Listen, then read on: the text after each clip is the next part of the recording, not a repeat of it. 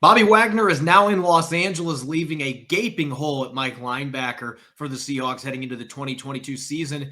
Could they use one of their early draft picks to find Wagner's successor? Rob Rang and I are going to be breaking down a number of linebacker prospects on today's Mock Draft Monday episode of Locked On Seahawks. You are Locked On Seahawks, your daily Seattle Seahawks podcast. Part of the Locked On Podcast Network, your team every day.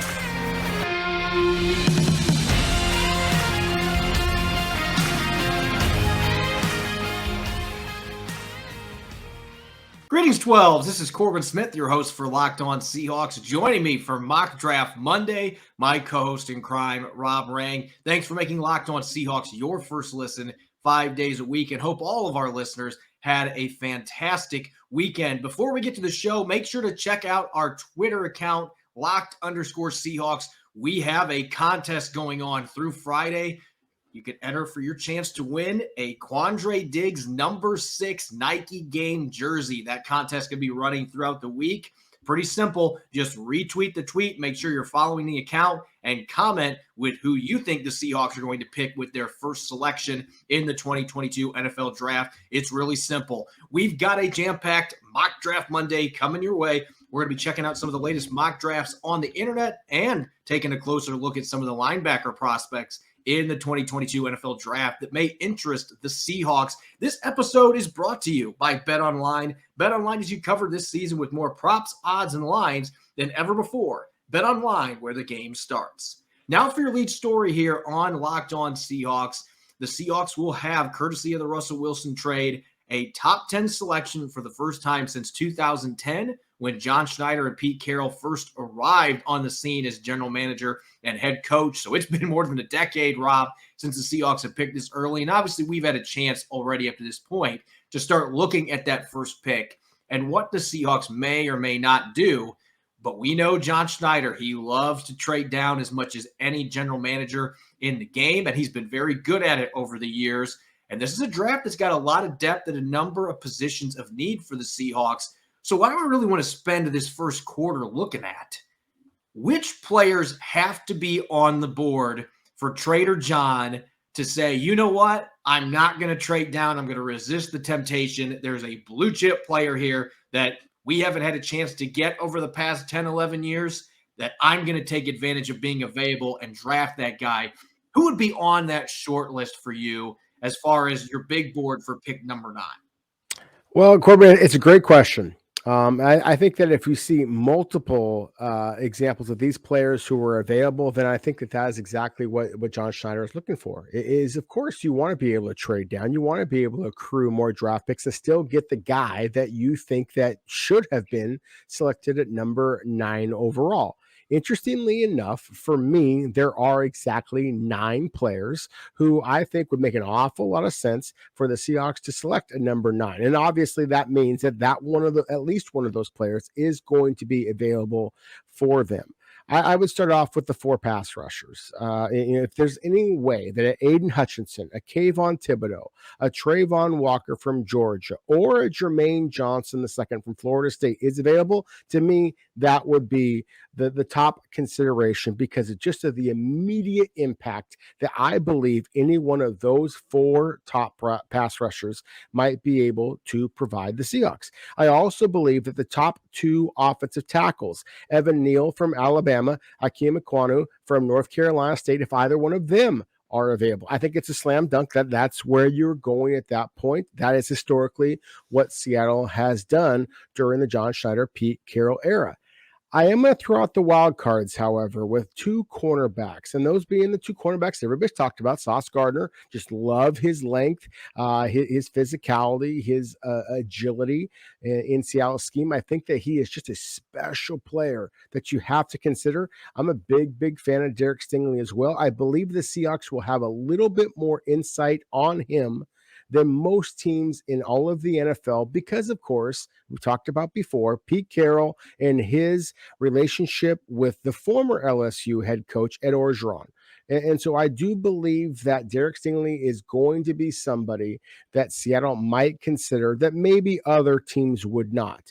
You asked me who I would consider. I absolutely think that Stingley is a top 9 prospect in this year's draft. And then finally, if we want to get a little bit crazy, of all the quarterbacks, Malik Willis's upside is so extreme that I would consider him as well. But again, if you have multiple players of the 9 I just listed, Corbin, who are on the board for Seattle at number 9 overall, then I'm absolutely considering a slight trade back to still be able to try and get one of those 9 prospects.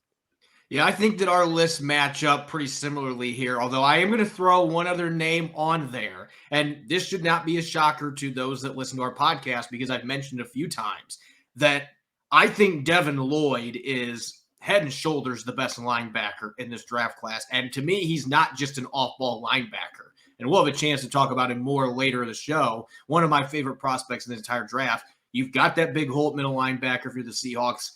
That's got to be tempting if you're John Schneider, because Devin Lloyd can rush the passer. He's so darn good in coverage. He's got over 40 tackles for loss the last 3 years at Utah. He can do it all.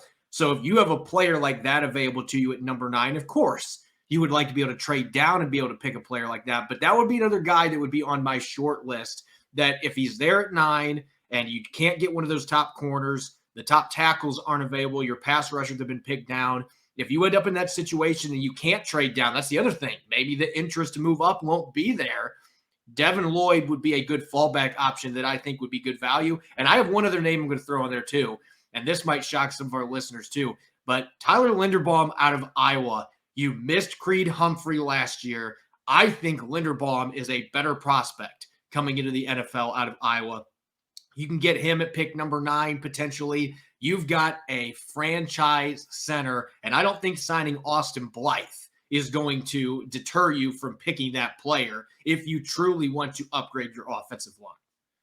I 100% agree with you. I think that Tyler Linderbaum is a special prospect. I think that center has been such a huge area of concern for the Seahawks for so darn long that it would make an awful lot of sense as well. Number 9 for any interior offensive lineman to me is a touch rich, but at the same time, I would agree with you. I think that he is head and shoulders above the rest of the centers in this draft class. And as we've talked about, I mean, that stopping Aaron Donald is priority number 1. It has been now for the better part of the last decade. I mean, Seattle obviously has failed to do so. I think that this is a fascinating conversation for us to be having at this point too, Corbin, because we are seeing so many teams who have been so aggressive. And I mentioned the one quarterback in Malik Willis. I think that that's what's going to be fascinating here, is to see what former Seahawk executive Scott Fitterer is going to do with the Carolina Panthers at number 6 overall, the Atlanta Falcons at number 8 overall. The New Orleans Saints, of course, now have 2 first-round selections as well. You look at the NFC South, where it's Tom Brady, the Tampa Bay Buccaneers, and virtually everybody else. I think that you could see a little bit of a race, an arms race, to be a little bit more specific, in the NFC South. And I would not be surprised at all to see all 3 of the teams not mentioned, not named the Tampa Bay Buccaneers, go for a quarterback in this draft class. And so if the Carolina Panthers select a quarterback at 6, if the Atlanta Falcons select a quarterback at number 8, and then Seattle is on the clock, and maybe there's a quarterback like a Matt Corral, a Desmond Ridder, or Sam Howell, or whoever that the New Orleans Saints are in love with, hey, then the Seahawks might be able to trade down at that point. So to me, that is really one of the fascinating conversations here, is that obviously Seattle's sitting there at number 9 overall. The odds are that Seattle is going to go with the 2 positions that they have prioritized throughout the Schneider-Kara era in the past, either edge rusher or offensive tackle. That's been the vast majority of their selections in the first round, or their first selections, I should say, have been at those 2 positions. That's where the smart money would be for Seattle to go here again. But if some team is going to trade John Schneider a couple of first-round picks to be able to move down 6, 8, 10 spots in this draft class, potentially set themselves up beautifully for next year's class, where it's even better quarterback group, then I think that's something that Seattle has to consider as well. I think my big takeaway from this discussion is that there are a lot of players that would be worthwhile to pick in the top 10, and a lot of them check off major areas of needs for the Seahawks. So John Schneider is truly going to have the ball in his court to make a number of different decisions depending how that board unfolds in front of him. If the right guy's there, then don't trade down. Go get that blue chip player. But if you've got 2 or 3 players you really like that are still on the board, and you have a team like the Saints that wants a quarterback and they'll trade up, as you just mentioned, if you can get 16 and 19 in the first round with the talent and depth at a number of these positions, then John Schneider's going to have a really hard time resisting that. And I don't blame him, because you can get 2 blue chip players in the top 20 to fill needs. And you get to protect your 2 second rounders that maybe you could use on a quarterback. We don't know how this quarterback situation is going to play out. Nobody has a clue. You could see 3 or 4 go real quick, or you might have 1 first-round quarterback and a bunch of them going early in the second round. Anything can happen, especially when you're looking at a class like this that hasn't necessarily been a heralded one for draft experts. Speaking of the draft, we're going to be taking a look at some of the latest mock drafts on the internet here in a moment. This episode is brought your way by betonline.net. BetOnline.net is your #1 source for all your betting stats and sports info. Find all the latest sports developments, league reviews, and news, including this year's basketball playoffs and the start of the Major League Baseball season. BetOnline is your continued source for all your sporting and wagering informational needs, from live betting to playoffs, esports, and more. Head to the website today or use your mobile device to learn more about the trends in action. BetOnline, where the game starts. You're listening to the Locked On Seahawks podcast, Mock Draft Monday edition. I'm your host, Corbin Smith. Joining me as always, Rob Rang. Thanks for making Locked On Seahawks your first listen 5 days a week. We've got a very special announcement here starting on Thursday, April 28th. Tune in to Locked On NFL Draft's live coverage of the 2022 NFL Draft. They've got 3 days of real-time analysis from our extensive lineup of experts and insiders. And for those of you dying to know who your team will take, catch Odyssey and Locked On's NFL Mock Draft Special, hosted by Brian Peacock and former NFL scout Matt Williamson of the Peacock and Williamson NFL Show, all week leading up to the first pick. So again, we've got the Locked On NFL Draft live show, April 28th, April 29th, and April 30th. We've also got the shows coming up on the Peacock and Williamson Show for the entire week leading up to the NFL Draft. So make sure that you are checking out all that awesome programming to get ready for this year's draft. All right, Mock Draft Monday. We do this periodically. We've been mixing things up a little bit, looking at fan-submitted mock drafts, checking out some of our own mock drafts. We're going to go back to checking out some of the mock drafts from the experts, because there were some interesting ones that were published this weekend, Rob. And I think we got to start with maybe the most outrageous one here. Chad Ryder of NFL.com with a bold move for the Seahawks, trading up from number 9 overall to number 4 with the New York Jets. And I know some of our listeners are going to be like, not the Jets again, not the Jets, with our history trading for Jamal Adams. But trade up to number 4 to select a quarterback. And many of you might be thinking, oh, this has to be for Malik Willis. But in this case, it's for Matt Corral. This was as bold of a trade up for a quarterback as I've seen hypothesized in any mock draft this season for the Seahawks. Yeah, and that's not to say that it can't happen. I think that the Seahawks are very much intrigued by Matt Corral. I mean, they sent multiple people there to the Ole Miss workout to watch him, including their quarterback coach, Dave Canales. So I think that is a possibility. I personally that we are likely to see Matt Corral be the 3rd or 4th quarterback off the board. And I think that sounds like it's a bit of a slight. And I don't know that that's actually true. I think that when you look at Matt Corral and his quick release, his accuracy on slants, his his mobility, his agility, his toughness, his leadership abilities that he has demonstrated, the fact that he had the confidence in himself as a young man coming out of the state of California, where he played his prep ball and then signed with Ole Miss in the SEC, the mighty SEC, and was very successful there. I think that all of those things are going to appeal to Seattle. So I do think that there is a possibility that Matt Corral is very much in Seattle's thoughts at this point. I have a hard time imagining a scenario in which Seattle is going to be willing to trade up for a quarterback in this draft class. But if they are set on taking a quarterback, and we see quarterbacks go early, and that absolutely could happen. Remember, we had the Detroit Lions sitting there at number 2 overall. They got Jared Goff, an awful lot of money, didn't play very well a year ago. They could take a quarterback. Houston, Texas, number 3 overall. They could take a quarterback. It might happen where you see quarterbacks come off the board, number 2, number 3, perhaps number 4 overall in a row. And we do know that John Schneider is going to be aggressive. And so I think that this is a possibility of this happening. And I do like some of the selections that Chad, former coworker of mine all those years, has Seattle going with a little bit later. Kway Walker, the outside linebacker from the University of Georgia, absolutely phenomenal talent. Tyler Smith, the offensive tackle from Tulsa, we talked about him a lot. Amari Barno, the edge rusher from Virginia Tech, with Seattle's 3rd round selection. You are checking off an awful lot of boxes with this mock draft. I just don't know that this is exactly what Seahawks fans are looking for in the 2022 draft, however. Yeah, and the cost to move up into the top 5, you're going to have to give up one of those second-round picks plus additional capital to be able to move up 5 spots. You know the Jets are not going to just give away that pick to slide back to number 9, especially with their history with John Schneider and the Seahawks. And so while it's possible they could move up a few spots if there's really a quarterback they love, it seems to me like that is a real long shot that they're going to make a move like that. But I do like the other selections in that mock draft, particularly Barno, a guy that I know is a little bit light, lower body is really lean, but you want to talk about an incredible athlete that I think would be a great fit as one of those 3-4 hybrid linebackers for the Seahawks. If they can get him at pick 72, I think that is a home run. That's probably my favorite pick value-wise on Chad's latest mock draft at NFL.com. Looking at our next one here, Bucky Brooks, NFL.com just did a 1-round mock draft, but I had to highlight this one because we just talked about it in the first segment.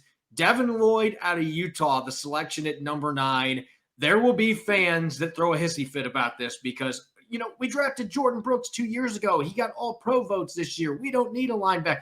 Bobby Wagner's been an all-pro selection the last 8 years. You'd have a gaping hole there at middle linebacker. And maybe Cody Barton is the guy. Maybe the Seahawks believe in him in that capacity. And I liked what I saw those last 2 games. But he is not Devin Lloyd. And the fact that they both played at Utah needs to just be dismissed here. But Devin Lloyd just has, he's a little bit bigger guy. He can do a lot more off the edge, for example. He can play all the linebacker spots. He's adept in coverage. So, again, first quarter, I mentioned this. This would not be a player that I would be, if I'm a Seahawks fan, upset about at all because I think he's a dynamic playmaker.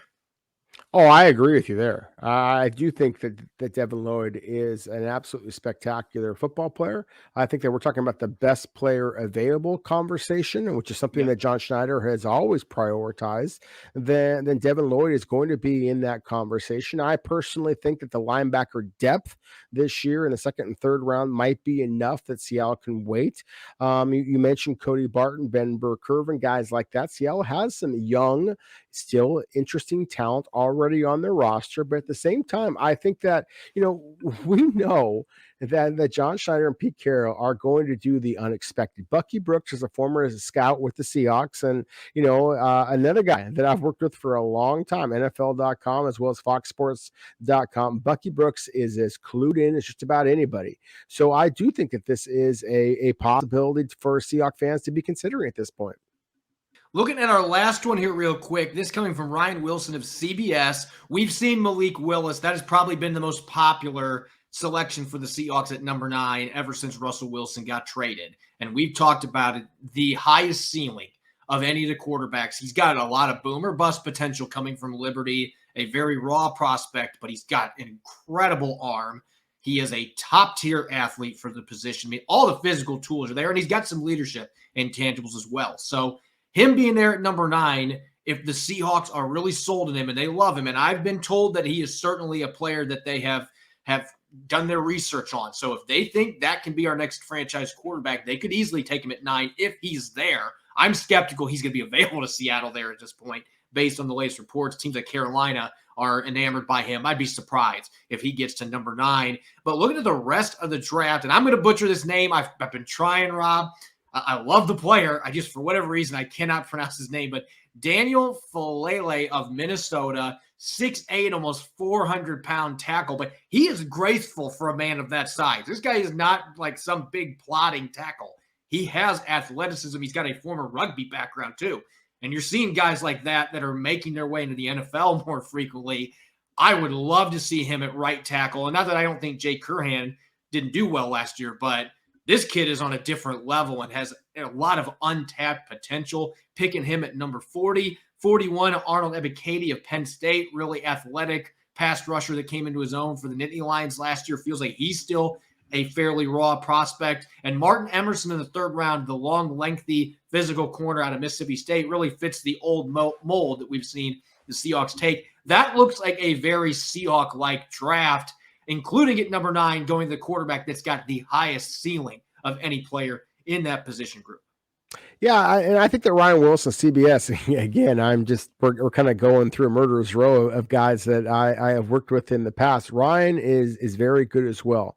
However, I would argue that this is a Seahawks draft here that he's projecting that I think fits in a lot better with what the Seahawks have done historically, not necessarily what I think that the Seahawks are looking to do now. And just starting off with Malik Willis, you talked about it, Corbin. I mean, we've talked about Malik Willis a lot.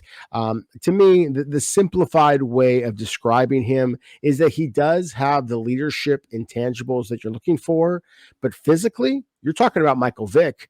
I mean, that's an exceptional talent you're talking about here. So I do think that it would be justified if Seattle were to take him at number 9. Even if you have to sit him for a year, you are talking about an unbelievable combination of athletic ability and arm strength, somebody you have to consider. But let's talk about Fellaille for a moment, as well as Ebiketie and Martin Emerson.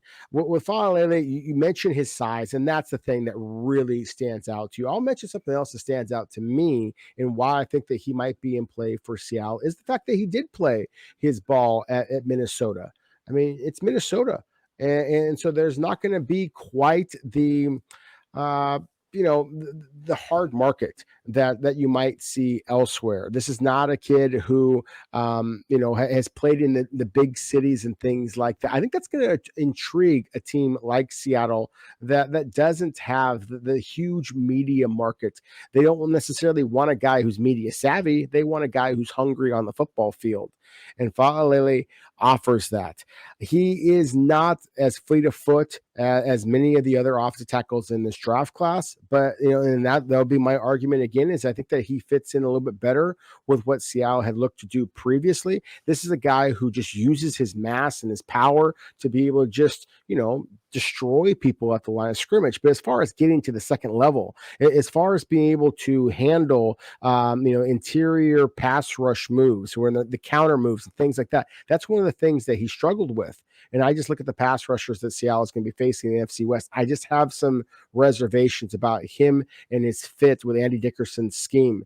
Ebiketie, on the other hand, the pass rusher, we've talked about him a lot, Corbin, out of Penn State. Just his quick twitch, the fact that he's been very successful in 2 different programs. To me, that's one of the things that's intriguing about him. And then Martin Emerson, while he does not have the change of direction that I think the Seahawks is looking for in terms of a pure man-to-man corner, and he does not have a great deal of interceptions and pass breakups. Talk about size and physicality. If we want to go back to what the Seahawks have prioritized in the past, Ryan Wilson's draft here checks a lot of boxes. I just wonder if it doesn't check 2019, 2020, maybe even 2021 Seahawks boxes. I'm not so sure that it checks what they're looking for in 2022, however. Yeah, this seems like a very 2012 to around 2018 Seahawks draft class. And maybe they'll revert back to picking some of those style players this year with them going into this reload. But I'd be surprised, especially when playing more man coverage. Emerson, to me, would not be one of the corners that really jumps out as somebody they would want to pick, especially this early in the draft. But otherwise, I mean, this is a pretty fascinating draft class that Ryan Wilson put together. We've talked a lot about linebackers already, but we're truly going to dig our cleats into the turf here in a moment, looking at a very deep linebacker class, a ton of talent that should be available in the first 3 rounds of this year's draft. So we're going to be breaking down a number of those prospects here in a moment. If you're like me and you've been trying to stick with your New Year's resolution and you've been struggling through it, you need to try Built Bar. It's been able to get me through. It's about mid-April now, and I'm still rolling, getting all my workouts in, eating as well as I can. Built Bar is certainly helping. 100% chocolate. If you haven't tried Built Bar Puffs, They are fantastic. It's basically a protein-infused marshmallow on steroids, and they're delicious. Amazing flavors like banana cream pie. I'll eat 2 or 3 of them in one sitting, no problem. There's tons of delicious regular Built Bar flavors as well. Peanut butter brownie, salted caramel, orange cream. They're coming out with new flavors every single month. So visit built.com and check out what they're cooking up this month. Under 200 calories, less than 5 net carbs, 17 grams of protein. Built Bar is everything you're looking for to stay healthy this season. So make sure to go to their website, built.com, enter in the code LOCKED15, and you'll get 15% off your next order. That's built.com, enter in the code LOCKED15 for 15% off. You're listening to the Locked On Seahawks podcast, Mock Draft Monday edition. I'm Corbin Smith. Joining me as always, Rob Rang. Thanks for making Locked On Seahawks your first listen 5 days a week. Continuing our pre-draft coverage, we've looked at a number of positions up to this point. We've spent a lot of time on the offensive line. We've looked at quarterbacks. We're going back to defense today, and we've already had a chance to break down some of the top linebackers in this class, but I don't think that it is an exaggeration to say that this is one of the deeper linebacker groups, at least in terms of off-ball linebackers, that we've seen in the last 10 to 15 years, Rob, at least the top half, first 3 rounds. I think you and I can probably name off 12 or 13 linebackers that have a chance to be picked in the first 90 or so selections. There's a ton of depth, a lot of versatility, and a lot of athleticism in this linebacker group. Oh my goodness, there certainly is. I think that we've heard so much about the edge rusher class, the wide receiver class, the cornerback class, the running back class. Not enough conversation has been had about the off-ball linebacker class as being one of the true strengths of the class of 2022. And for those of us who are watching on YouTube right now, you can see the 5 different linebackers that we have listed here. I think that Devin Lloyd from Utah, Nakobe Dean from Georgia, the Butkus Award winner, Christian Harris from Alabama, Kway Walker from Georgia, Chad Muma from Wyoming. I think all 5 of those guys, Corbin, are going to wind up being selected in the first to second round. And I think you could mention another 4 or 5 that are going to wind up being selected within another round of them. Channing Tyndall from Georgia, being one of the guys that I personally am pretty high on and have kind of projected him to Seattle in the past. The kid from Montana State, Troy Anderson, would be another one. Leo Chenal from Wisconsin would be another one. That's the point, is that there are so many of them that I do think that this is going to be a position that Seattle, I'd be stunned, frankly, if Seattle did not invest one of their first 4 selections in one of these linebackers. Now, again, that's including number 9 overall in the first round, at least as it stands right now, 40, 41 in the second round, and then their third round selection. I would expect Seattle to take advantage of this linebacker class. We talked earlier about Devin Lloyd. Again, in my opinion, he is the best linebacker in this class. Even the fact that Nakobe Dean, who I'll kind of focus in on here, was the Butkus Award winner. I mean, what you like about Nakobe Dean is just the sideline to sideline speed, is the leadership ability that he possesses. There's an awful lot of people out there who believe that this guy is going to come into the NFL and be an absolute superstar. Now, I personally like him best in a 4-3 because he's a smaller guy. He's 6 foot, 225 pounds. And if you're going to run a true 3-4, he's going to have to take on blocks every now and then. He's not going to have a Jordan Davis potentially in front of him the way that he had at Georgia. He may have an Al Woods instead. And that's the thing, is that you can talk yourself into thinking that there's no way Nakobe Dean can play in Seattle's scheme, but just put on the tape. The kid is an absolute football player, and Seattle has the horses up front to be able to protect him a little bit. And you consider the speed that they have in this division, maybe Nakobe Dean might be somebody that Seattle will consider, not necessarily number 9 overall, but in a trade down or certainly with one of those top 2 selections in the second round if he were to slip that far. Yeah, I look from a scheme fit standpoint. I think Nakobe Dean could work in a 3-4, but I'm not drafting him at number 9. And in fact, if I'm trading down, I'm going to be hesitant to draft him. If he's available at 40 somehow, if teams get spooked because of his size and he's available there in the early part of the second round, and you didn't take a linebacker, then that's a steal. But to me, his value is probably late first, early second in a 3-4, just because of that lack of size. Whereas Devin Lloyd, at almost 240 pounds, has long arms, plays a mean physical football, and he's also, in my opinion, the best cover linebacker of these elite guys. He had 3 touchdowns that he returned on interceptions over the last 2 years at Utah. The guy can just do it all. And some of our listeners are like, he's clearly your man crush. Yes, he is my man crush. I have watched a ton of Utah film, and I just, there are a lot of good linebackers in this group, but to me, he's up here, and then everybody else is, Nakobe Dean is fairly close. He's a very good player. But Lloyd, to me, is the class of this linebacker group. He is the one guy that I could justify a top 10 pick. He's got that kind of playmaking ability, can rush off the edge some.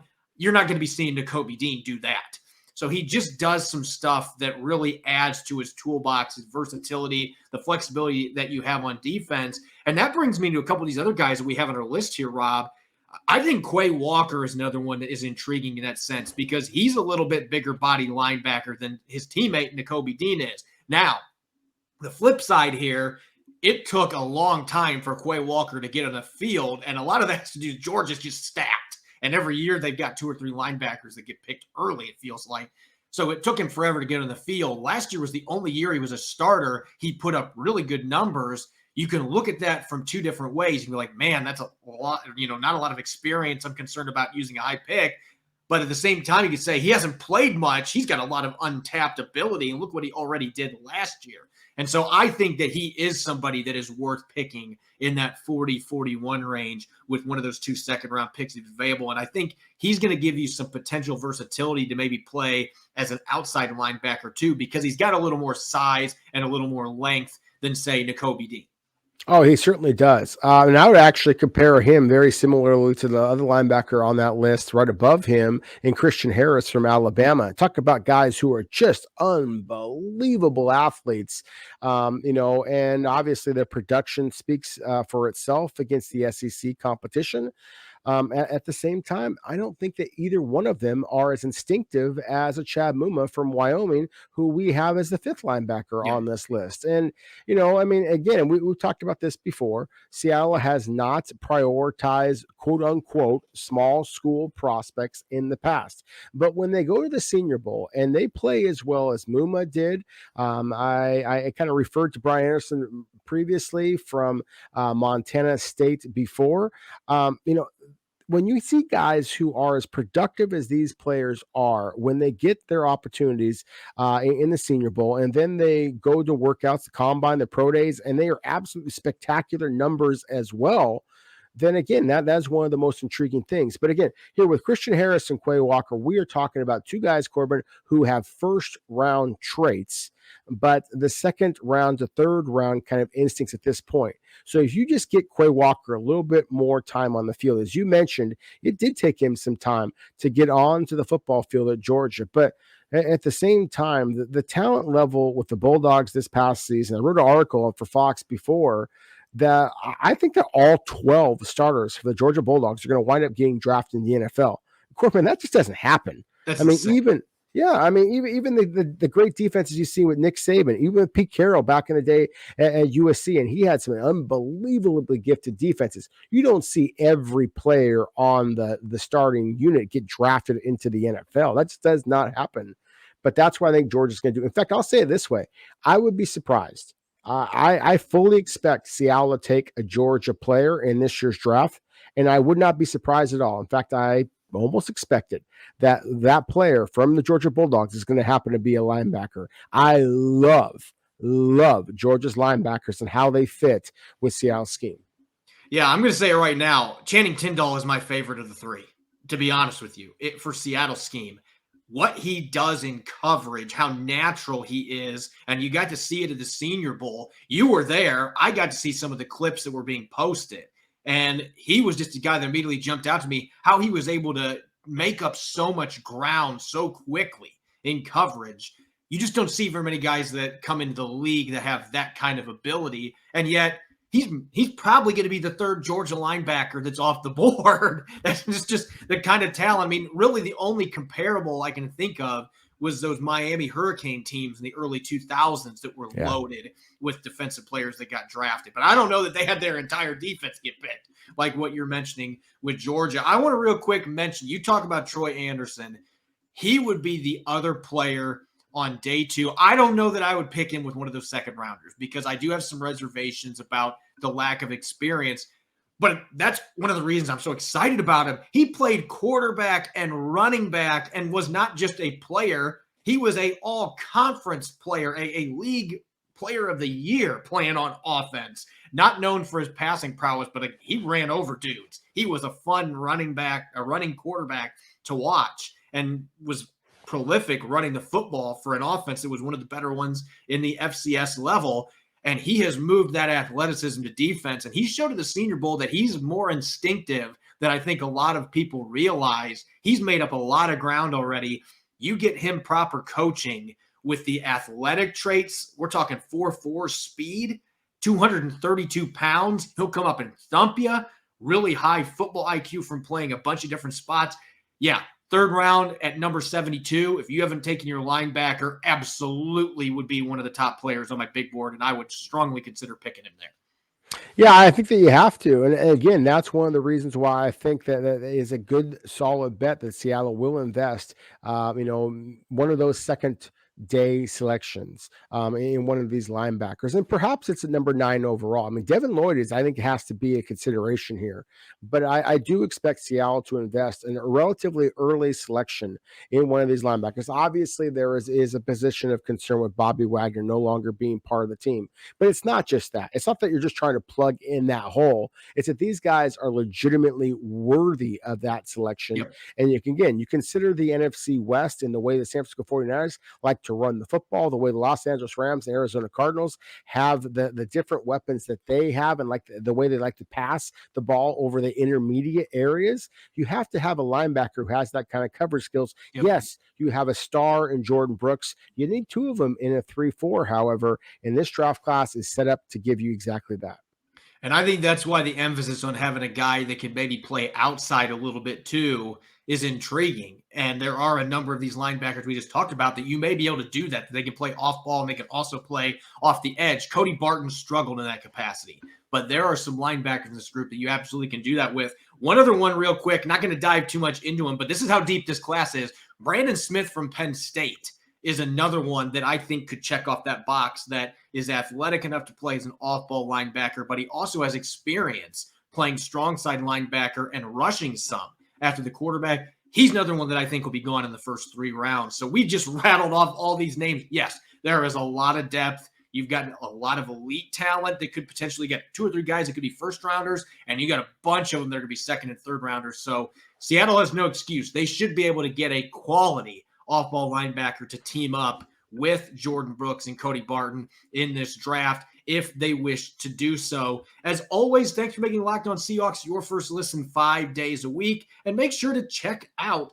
the Locked On NFL Draft podcast hosted by Ryan Tracy and former NFL cornerback Eric Crocker. They're bringing the NFL Draft to life every day with insight and analysis on college football prospects and NFL front offices. It's free and available wherever you get podcasts. You can follow me on Twitter at Corbin Smith NFL. You can follow Rob at Rob Rang. Make sure to check out the Locked On Seahawks podcast on Apple Podcasts, Google Podcasts, Spotify, and of course, 5 days a week streaming for video on YouTube. Coming up on our Tuesday show, we're going to continue our blast to the past, looking at quarterback transitions.